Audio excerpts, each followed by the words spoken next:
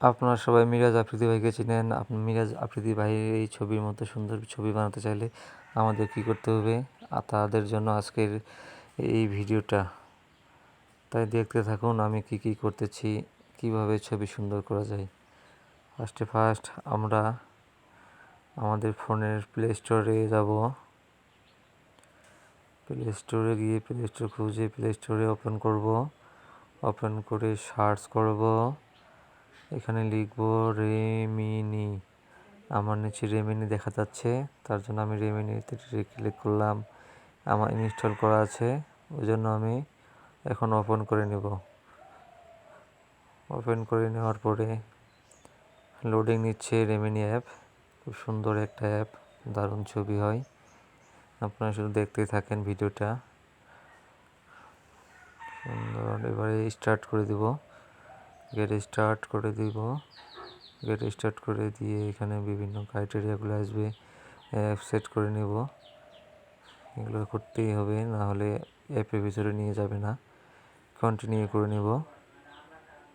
Continue করে নেওয়ার পরে আমাদের অ্যাক্সেস চাচ্ছে, আমরা অ্যাক্সেস দিয়ে দেব। আমি যেহেতু মেল, তাই আমি মেল অপশনটি ক্লিক করে দেব।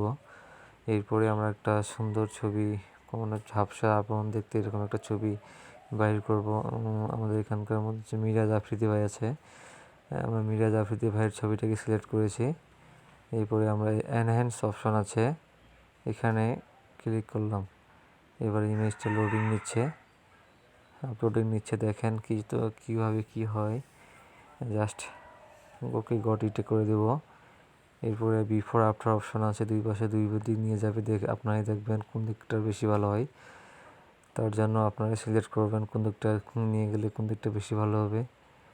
এখানে দেখতেই পাচ্ছেন যে আফটার বিফোর ছবিটা আগে কেমন ছিল, এখন কেমন হচ্ছে। খুব ক্লিয়ারভাবে বোঝা যাচ্ছে না, যেটা নর্মাল ফোন থেকে ছবিটা তোলা হয়েছে।